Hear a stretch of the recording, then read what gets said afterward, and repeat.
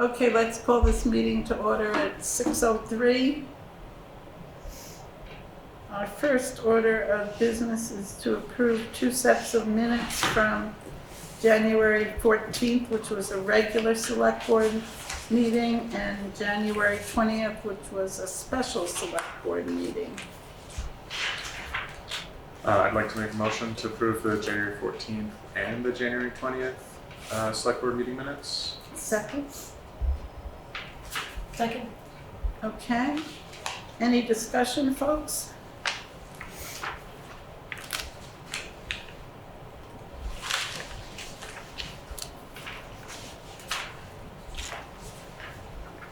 No discussion? No. Okay, so call a vote. All those in favor? Aye. Opposed?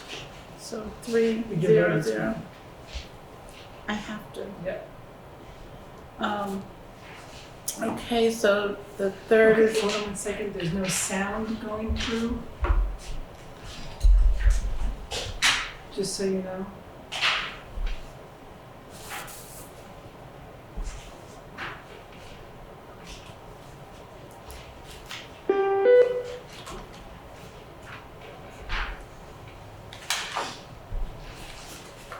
Check 1 2. Check 1 2. where is the Chris Cook? It's in the correspondence. It's on the back page of the minutes, It's a double. right before the warrants. Oh, right here, okay. Okay, so now we're up to additions and deletions, and we have Katie's report, which we'll talk about under reports. We'll welcome Laura back after her absence from our meeting. And we'll talk about Chris Cook email regarding Vermont's 250 celebration. Dear Connie, Jean and I went to a preliminary meeting in Brattleboro for their 250th anniversary of the USA celebration. Has Townsend started planning for it yet? Or are we prioritizing the budget first? Any ideas who the contact person for Townsend would be? Thanks, Chris. So, any discussion there, or? Have we heard anything from Alenka on this? No, not I. Did you? So, should we ask Alenka and make a plan? Do you choose, does someone want to be a point person?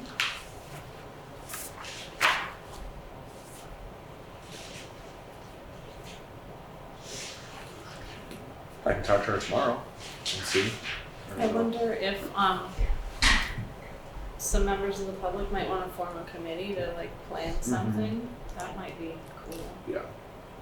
So, if you'll talk to Alenka, then Yeah. we can talk about it next board meeting and make a plan That's from another there committee, and do yeah. That a sounds good. committee and make a big deal out of it if we Sounds like a want. plan. Okay. Okay, we have the warrants. Who would like to read those? I can read them. Thank you. I'd like to make a motion to pay the warrants. Number 1, payroll in the amount of $14,049.56. Number 2, payroll taxes in the amount of $6,496.95. Number 3, general fund in the amount of $39,819.91. Number 4, highway in $0. Number 5, highway equipment, $40,452.04 for a total of $100,818.46. Seconded? Okay, any discussion? Okay, all those in favor? Aye. 3 ayes. Then we have the highway report. Not much to report on, just waiting on the weather for tonight. Tomorrow could be a little touch and go, but been a pretty slow winter so far. Had some breakdowns last week, so It's been a tough winter in that you get 2 inches and have to go out as if it's a big deal, but Yeah. you still need to do it, so. if I don't do it, then people will complain. If I do, then they're gonna complain. Well, you don't want them to have an accident, so. Okay. And should we mention now that we're gonna have an open house at the garage on March 1st before town meeting, so that townspeople can come up and have a cup of coffee in Danish and see how our town barn operates. Sure. So, okay. I'm gonna ask you a question. You mentioned a couple breakdowns last week. Are those still, like, are they resolved? We still They're have- resolved, Yeah. everything's resolved, yeah. But it was a very costly week, so. Yeah. I mean, it is stuff that happens. Yeah. I mean, these trucks take a beating when they're out there, and, you know, one simple little thing. So, Mhm. but it was, we did resolve it, and we were able to resolve it in-house without having to send trucks out. But it was a lot of money in parts. Yeah. Yeah. Thanks. Thank you for all you do. Thank you. Okay, now here's the treasurer's report.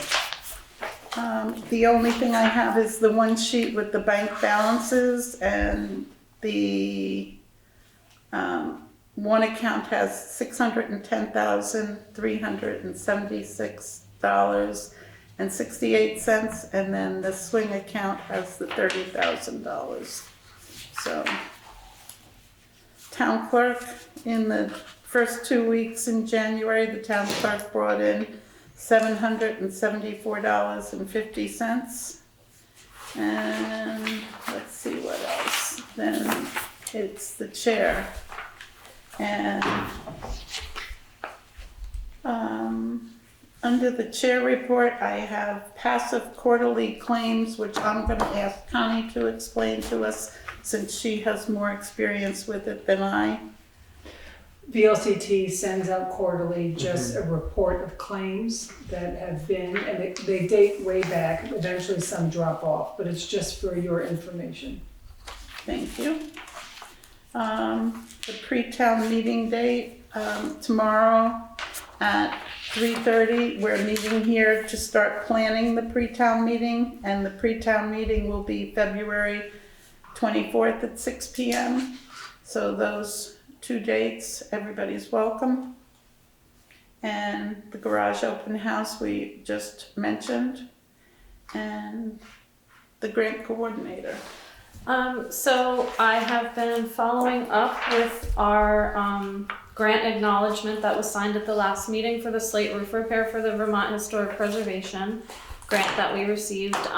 There was some paperwork to hand in along with that, a W-9 contractor paperwork, all sorts of things like that. So that was submitted with the exception of one piece of paperwork, which I have to go back to the contractor for, which is fine. So they're hoping that we're way ahead of their deadlines for when we can actually contract this work and sign the documents and get it going. So we should be on track to start the construction sooner than later. It's just about handing in paperwork, getting paperwork back, signing that, and then getting the go-ahead. So we were told we're ahead of the game, so that's really good.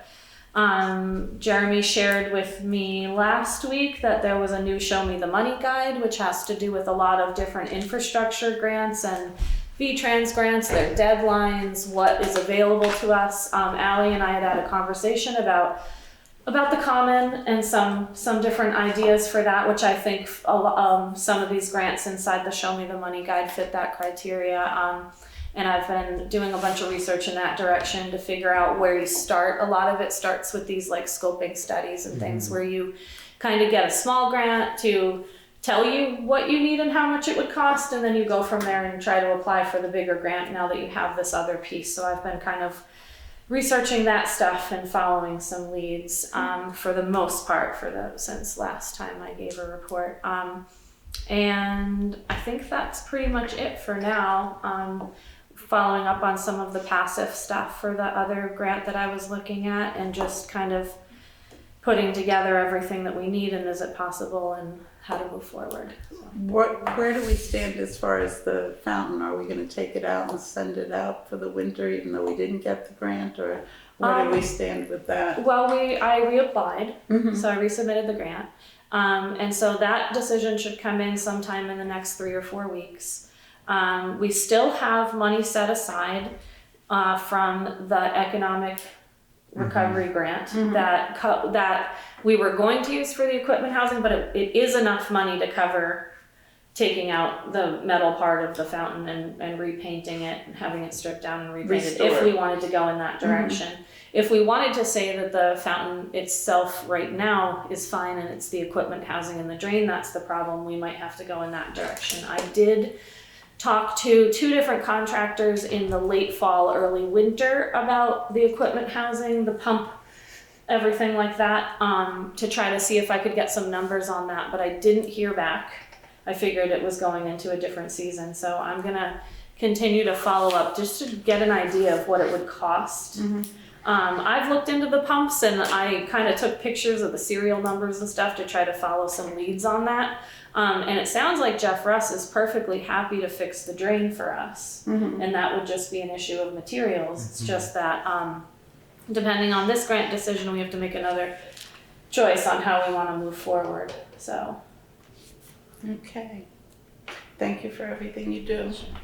And the one thing I didn't mention in the chair's report is we had a hot water heater break in town hall. And we approved a new hot water heater. We got a good buy from Jeffers. We used somebody locally and it was an emergency, so we did it before the town meeting, but we had money in the line item for it. So, and okay, old business, State Ethics Commission appointment. Katie, are you willing to talk to this since you've done some work on this? Sure. So the state came to us and said that a law went into effect called Act 171 that the State Ethics Commission wants a liaison from each municipality to be a liaison to the State Ethics Committee, Commission. So it could be an employee or an elected official. That was kind of unclear at first, but through looking back through the emails and talking to the VLCT, it became clear that you can have either. Some places, it's just a preference.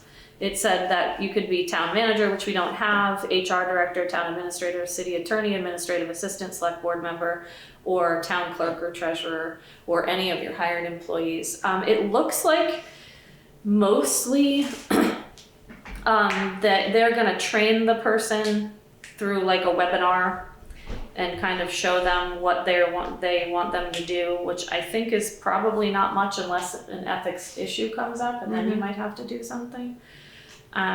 So it looked kind of minimal to me in terms of involvement, but they didn't say too much about I couldn't find any information about what kind of time commitment this would be, which makes it hard to kind of go to any of your employees and say, hey, do you want to do this? Because it's really hard to tell. And it's not a paid position, so you go to an hourly employee and you're saying, will you do this, but you're not going to get paid for it. Right. And some of our hourly employees don't even live in the town, so then they'd be donating their time to a town that they don't live in.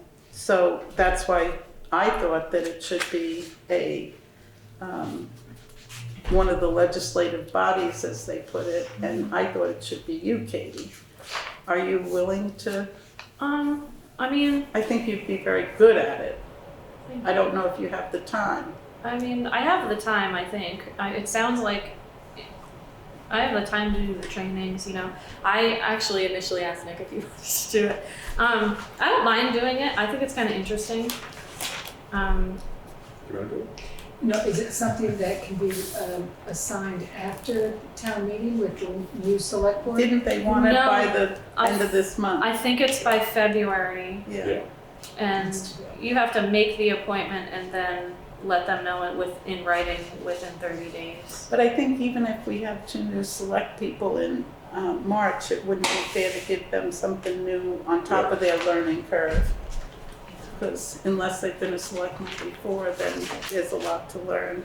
I'm sure there's also, if someone else is really interested, we could probably change someone in there, but we do have to have someone by the deadline. And I did notice that a lot of these trainings that they put up, they'll keep the slides and they'll keep it on there so you can watch it later. And you can teach us.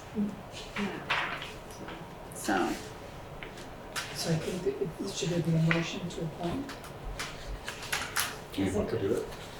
I'll do it. Is it gonna carry if there isn't 3 of us to vote on it? well, there are 3. Oh, because I think you you're can not, vote for you can yourself. vote for yourself in this circumstance. I mean, we're only a 3 out of 5 person board, so we have to all vote unless we nominate Connie. Would you want to do it? I'm fine with it. Yeah, I'm okay with it. Okay, maybe that's better. Maybe it's better. Yeah. Okay, so do I hear a Seems like an nomination? ethical person. Not to put you on the spot. I No, guess that's fine. Yeah. But that was a good idea. To put me on the spot. No. We don't have conflicts of interest that way, at least. Yeah. For the ethics. Yeah. All right. All right. I make a motion to nominate Connie Holt, Select Board Assistant, to the State of Vermont Ethics Commission. Second. And all those in favor? Aye. Okay, next is Ranson Forman. And I have a comment for the board to think about. This is a very lengthy email with a lot of information, and some of it, as I read it, wasn't quite pertinent to the questions. So I think I or someone else, if they would prefer, should contact Ransom and say, if you can give me a list of 5 pertinent issues that we should think about, we'll bring it up at the next meeting and go from there. So what does the board think? I was comfortable when we spoke about that before with you doing that, since you know him. I know of him, yeah. And I have no way to do that. Okay. Yeah, because I was confused by the email. I wasn't totally sure what to act on or what to take from it, because it's just a lot of information. So. Mm-hmm. And sometimes when people are upset enough to write an email, that comes through and it's hard to find the pertinent pieces. Yeah, definitely. And that's what I'd like to. So, the suggestion is to have you contact him and report back. And ask for 5 pertinent things that the board can look at. And then we'll pass over to Susan Hunt's correspondence. Has everybody gotten a copy of that?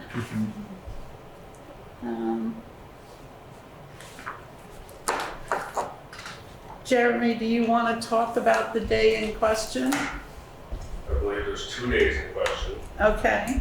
I believe she was talking on New Year's Day and then the following Saturday. Yes, they were small storms, but if I don't do my job, then somebody else is going to complain that I'm not doing my job. So yes, it's understandable coming from her point. Being a lifelong Vermonter, 2 inches is kind of a bogus storm, but there's somebody that's going to complain. So. Well, and it's not just the complaining, it's safety. Safety. You know, it's safety also is- if an ambulance can get up to a house, Those it's 2 inches fire, roll down and then it gets slippery and it's and like, fire trucks have to get up. It's not just people that aren't Vermonters that don't know how to drive in this. It's the safety vehicles that need to be accessible to everybody. And if we're gonna take people's taxes that live up on top of a hill, we've gotta protect them, so. May I interject something here? Yeah. I was hoping to speak during members of the public. I actually have something that I wrote about my concerns with the highway department, things that have been happening in the highway department over the course of a year, not just recently, that are concerning, and I even made it a lot smaller. And I was hoping I could read this out. It's not very long because I made it smaller. Well, Are we good with this, Susan? I'm not sure we were finished with this one Oh, yet. okay. So, I think we could move there, but. Yeah. And do we want to respond to this or just, the matter of the minutes is enough? Or how does the board feel? I don't know that she doesn't ask for a response. No, and she wasn't really, she was just kind of letting us Putting know it how on she felt record. about it. Yeah. Okay, all right, and then on to Laura's. Would we prefer that Laura says this now or puts it in writing to us? I would like to say it now Yeah. because if it's in writing to you, a lot of the members of the public don't know what it is. Yeah. Or don't hear about it or don't they don't know anything about it. It's Mm-hmm. just in a little file somewhere.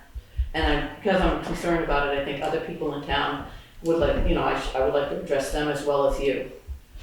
So I think it would require the board deciding to go out of agenda order, whichever. Well, the members of the public kind of get skipped over. Yeah, which is where I was and hoping going to- back to the members of the public, because we. I did welcome you. At that point, you couldn't have said, I have something.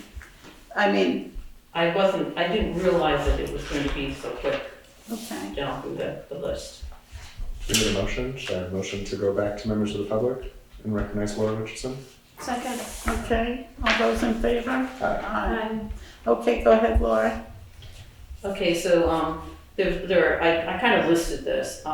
The first concern was about the old grader. There was this whole big discussion during one of our meetings that it dominated the meeting for a long time about what's happening with the old grader.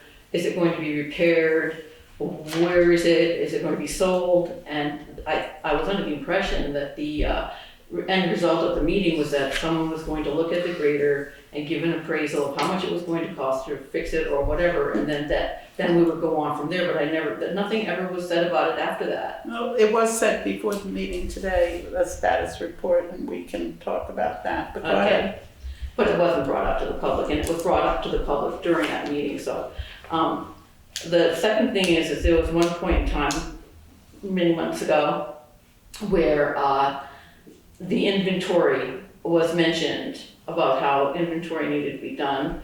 And Jeremy just said that they were too busy and kind of like was a little huffy about it, and it got back down, and I never heard anything more about inventory. That's supposed to be done every year, and I've heard of that being, I mean, this stuff belongs to the town. All of the stuff in the highway department belongs to the town. We should be aware of what's there and always what's in that building and how much it's worth and whether things are still there the next year that should still be there. You know, that's really important. It's basic business. And so I don't think that inventory was ever done. The third thing was about the Basin Brothers tar job that I didn't get a chance to get back in here when I would have liked to have gotten back in here because I didn't have a car. So what happened was when Basin Brothers did the tar job, the next day I went to go out of my driveway and found a 4-inch lift from the driveway to the tar with very little apron. I went down to the highway department and talked to the Basin Brothers crew who were still there at that time doing a really lovely job on the entryway to the highway department. And they told me that it just needed some gravel, no big deal, which was not something that I felt was correct.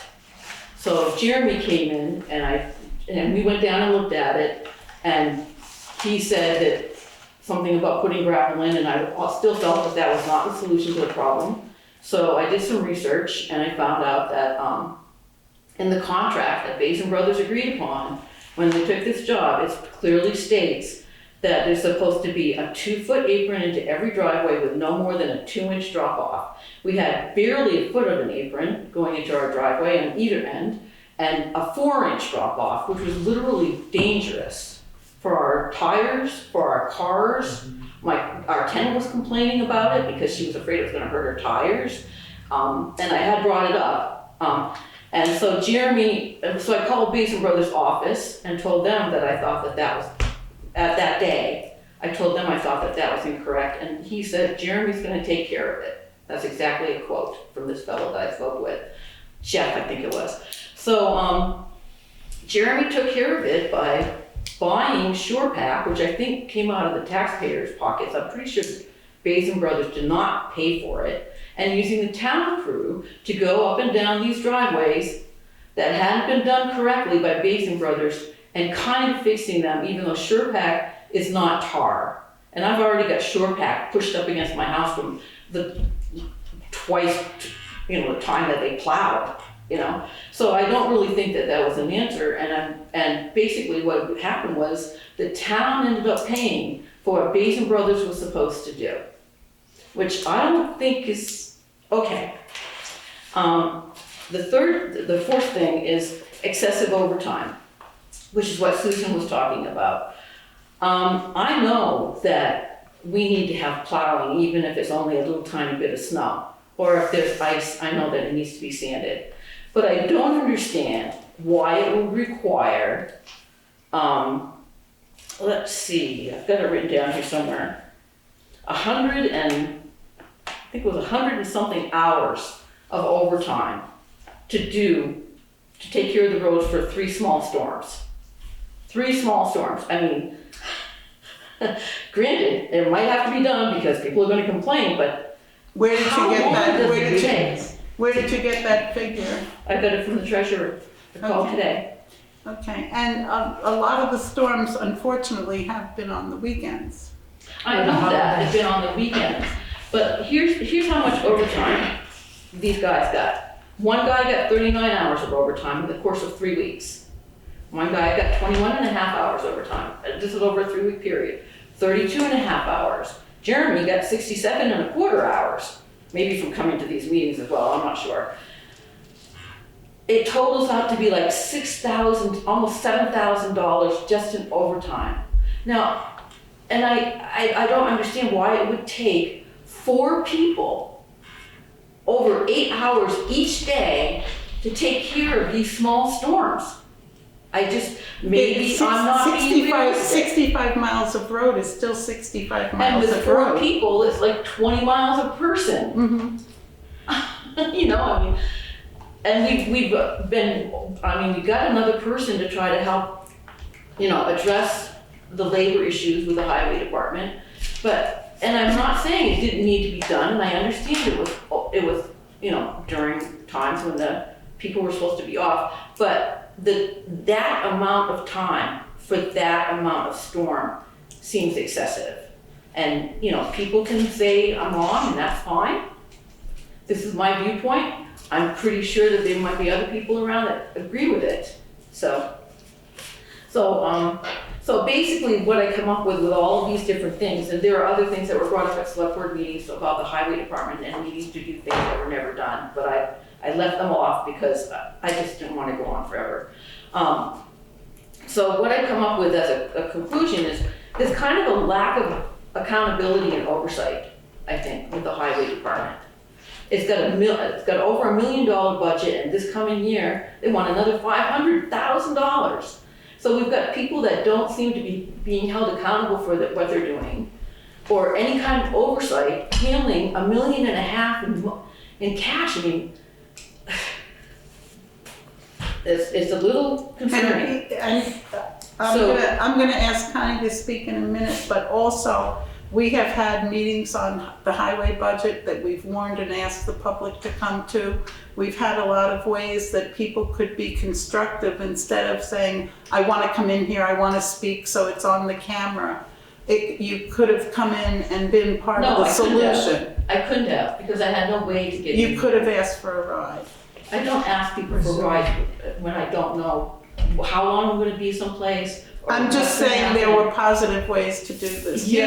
You say that. Yeah, I do. And I say that I shouldn't have, you know, if I don't have a way to get here reliably and not have to infringe upon someone else, then that's not necessarily a solution to my getting to the meeting. Okay. Connie? So before, I'm almost finished. I just want to say that the foreman was handed the job by the former select board chairperson. I don't think that the highway foreman job was ever actually posted. I think it was handled in-house. So there are no other people out there that may have been more qualified applying for this job. And also, that's happened a few times I've noticed lately. There are jobs appearing that just, they're never posted, you know, for the public to know about. They just kind of get handled in-house, so to speak, which I'm not sure about that. But the basic concept is, I think that maybe if Jeremy isn't able to handle a lot of this, then either he might need to have more training or have someone as a mentor to help guide these, you know, him in ways that might be a little more effective for the town. I know that with the tax season coming up, a lot of people, I mean, I don't know about a lot of people, but, you know, things are getting tough for everyone with inflation and everything. And there seems to be, over years, this isn't just now, people seem to have this attitude, if they're being paid by the taxpayers, that we've got this much money, we're gonna spend it all. Because if we don't spend it all, then we're not gonna get this much Well, money I'm sorry this you year. have that. We just finished the budget, and I can say that Connie and I very diligently worked on the general fund for the town itself, not the highway. And we were very proud that we had been very frugal and that we could reduce some of the areas that we had budgeted previously so that we could afford the increase in insurance, for instance, things like that, so that we could keep the budget very tight and very fiscally responsible for the taxpayers. We I'm don't not- just spend money to. I know that, I'm not saying the select board's not doing due diligence, I'm saying some of the employees of the town that have these, there's another thing that I wanted to address next time, a direct quote here, if I don't spend all the money that I get in the budget, I won't get as much next year. That was a direct quote from someone that's a town employee Well, that I used to work for. Well, I'm not gonna listen to he said, she said, Yeah, but you know. that does seem to be an attitude I've heard It over and really over again. is not under this budgeting process. It has not been at all. And if you mentioned the 500,000 for the highway, that is so that we don't have all of these unforeseen problems that we had in the past. And how do we pay for them and how do we save for them to make it more level funded for the taxpayers over the years? Connie, did you want to? Oh, I just wanted to say a couple things, which is, Laura, you raise very, very important issues. And this is Jeremy's first year as the road foreman, first year of his budget, not the previous foreman's budgets, it's his budget. And so there is a reason, I think, value to look at what's going on. I really encourage you to engage with the select board. There's going to be a pre-town meeting, informational meeting, and where the whole goal should be discussing issues like this. I don't think that the overtime, if you take out Jeremy's coming to the select board meeting, there isn't really much overtime for the winter months. Fortunately, that's because we've had a fairly easy winter. But on the whole, and the treasurer said the same thing to me, which is overtime is down in terms of the winter months with the road crew. The amount of money that we're spending, we're not spending more money, we're spending less money in actual dollars than we had in the last 3 years. The budget is more because we're trying to do a more realistic budget, but the actuals are actually less than the last 2 years. But that's the stuff that's so important for people to come together and really dig into, because it may appear, and I know it appears, that the budget is so much higher. Well, it's not actually. It's less than what we've actually spent in previous years.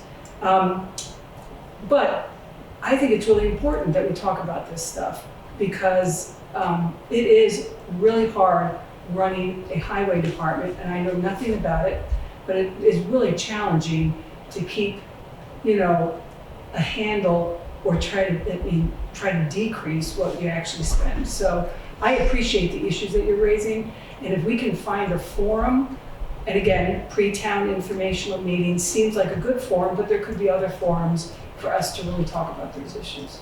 Yeah, unfortunately, I can't make it here tomorrow. I have Oh, no, enough notice to do that. Or the one in February. Oh, yeah. But I've written down your issues because these are the things that are going to get raised, and we should be able to talk about them.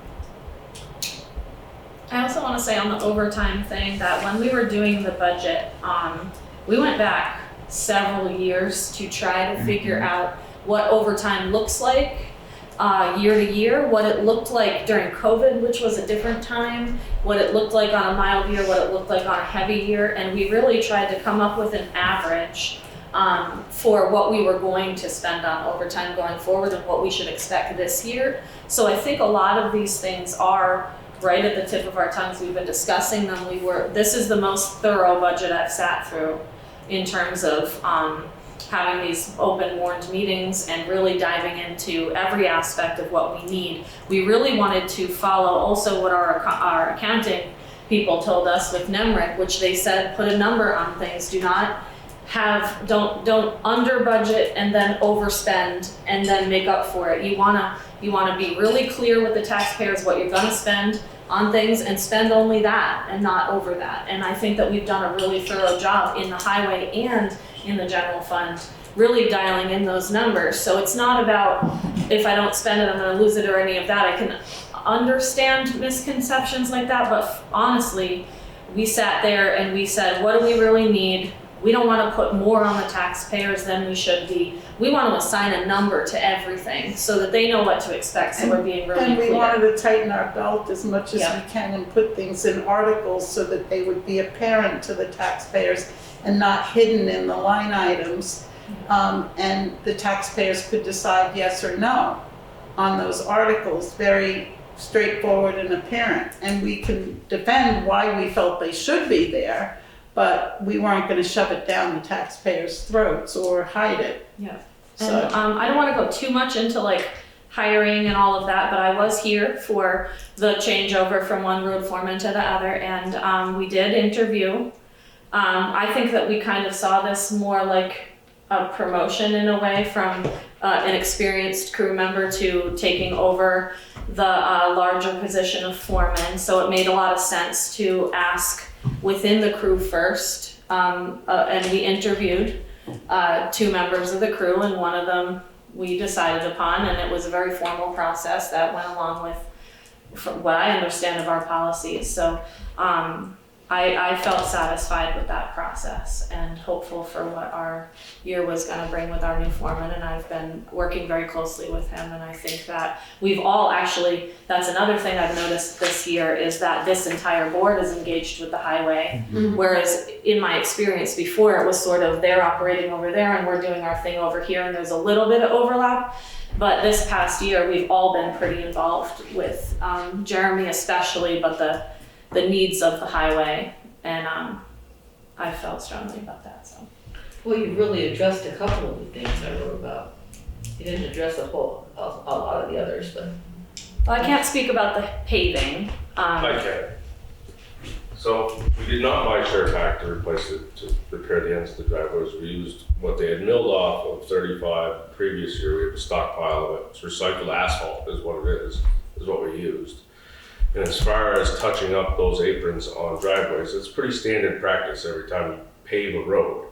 So like next year when we do the rest of 35, I'm gonna have to go through and do all the shoulders where there's a significant drop, all the ends of the driveways. It's something that every town has done for years and years and years. So it's not just you, Laura, it's everybody else has the same problems.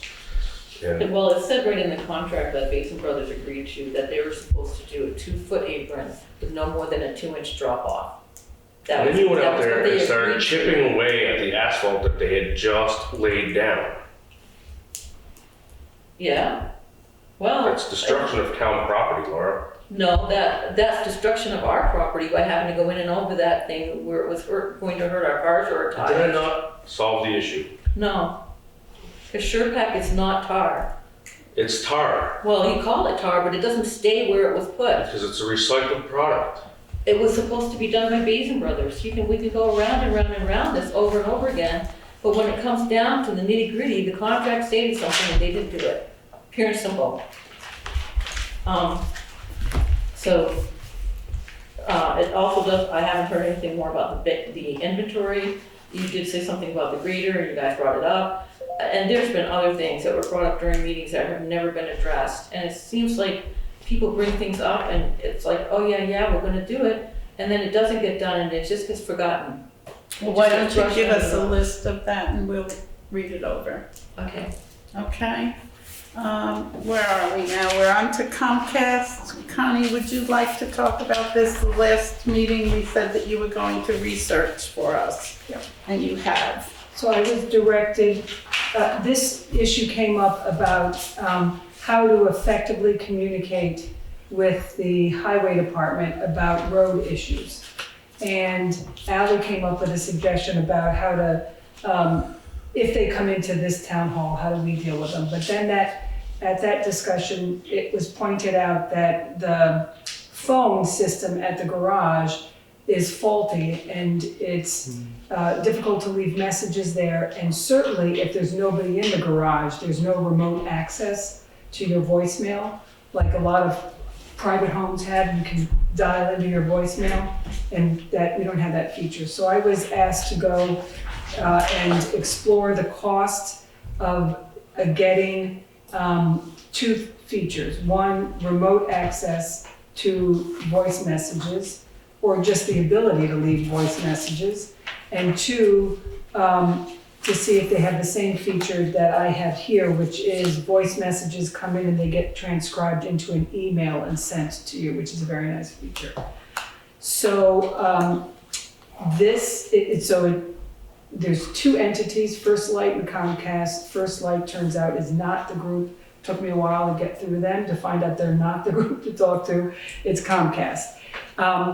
We would have to put in another line because the line that we have now is directly deals with the fire alarm system, so you can't mess around with that line. Dedicated line. So you'd have to get a new line, and so this quote that we've gotten, and I attached the email because, of course, you know, there's a lot to a contract, but the idea would be to upgrade by putting another line in and upgrading what the line can do. And that would be a faster internet system and a phone system that has in it, not the old machine that sits there, but has the ability to leave voice messages and to get them remotely. And the email, I thought I had included it with this I don't see document. it.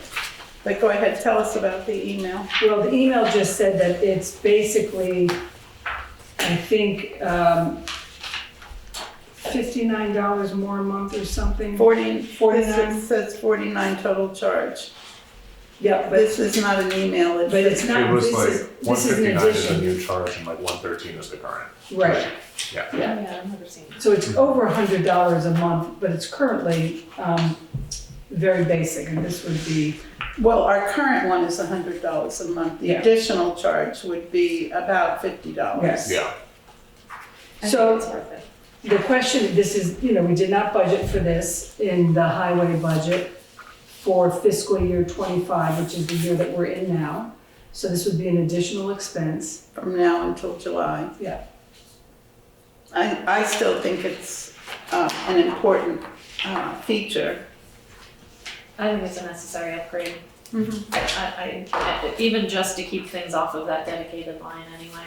But I mean, being able to, when your job is to be out on the road, being able to call in to get your voicemail. Or having it come to you in an email on your Yeah, phone. That feature is not obtainable. Oh, it's not? No, it's just the ability to call in remotely. Yeah, Okay. that, it just makes the most sense to me.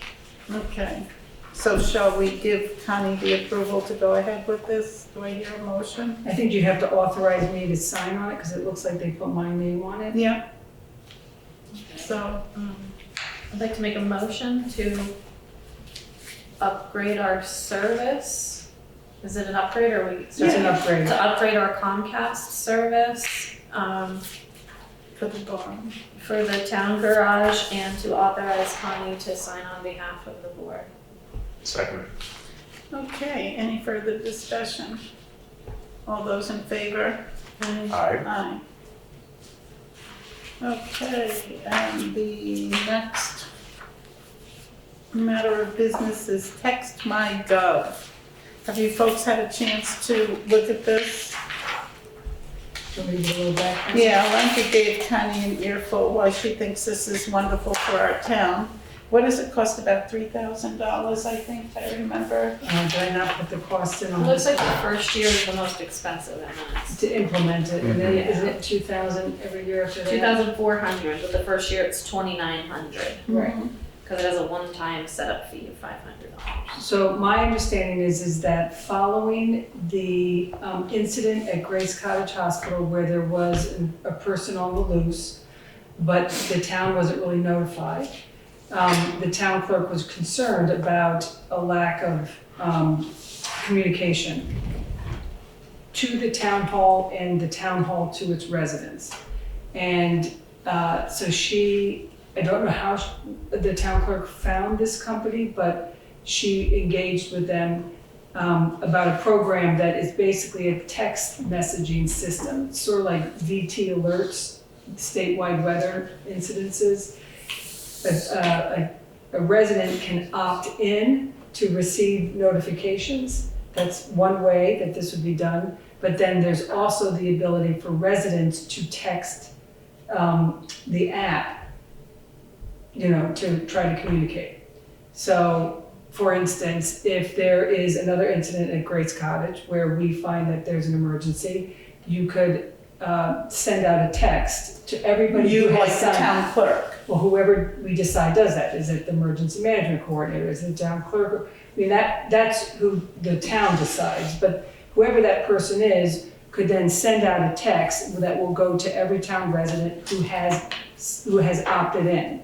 So there would have to be some way to get residents to opt in. So this place in Utah, all they do is provide the app for us to utilize, and we They do put it- trainings probably, they It says manage here, it. they assign you a project manager to Yeah. get you through the implementation.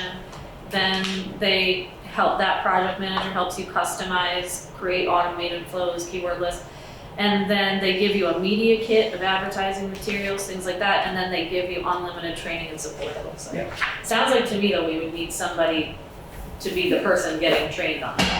The other feature that my understanding is that if for somebody, for instance, has an issue with one of the roads, they could text it in and it would go to whoever we designated to go to that. You can designate the type of texts and which box they go to, basically. That'd be helpful with down the trees. Yeah. Stuff like that. I think the object is that it creates better communication between residents and their municipal government. My only thought when I read this is this the only company that does this? Does Europa do something like this, that we're already on such a big financial agreement with them?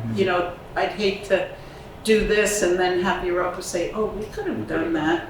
I don't know. I doubt that they do something Well, like that. I don't know, but But this point is that if we're supposed to procure bids, Is this the only game in town? Do we know of any other towns that use this? That might be a good thing for our communication log with the other towns.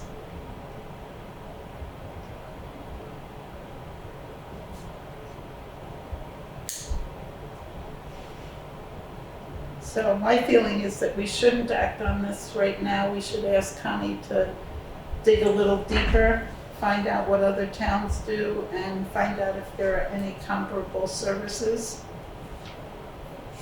And we can even ask Europa if we were going to get something like this, who would they suggest? And then they might have a cousin company or something like that, or they might give a service, I don't know. the other issue that comes up is this was not budgeted for in fiscal year 25, which is the year that we're in. So the question would be then when to start. And Alenka, it believes the sooner the better because you don't know what kind of emergencies are going to come up. But there is a question about, do you start it soon or do you wait till We fiscal did year budget 26? $3,000 For fiscal year 26. starting in July. So that's another thing for us to think about. And where do we budget that? In general fund? General General government. fund in the It's called general government. I remember talking general about it. municipal government. Yeah, I remember talking about it, I just didn't remember where it fell. Yeah, I can show you. So, we've frittered away another hour of our time, folks. If anybody have anything else before we close the meeting? No? Okay, let's adjourn the meeting at 6:50. Motion to adjourn? Second. To take a vote. All those in favor? Aye.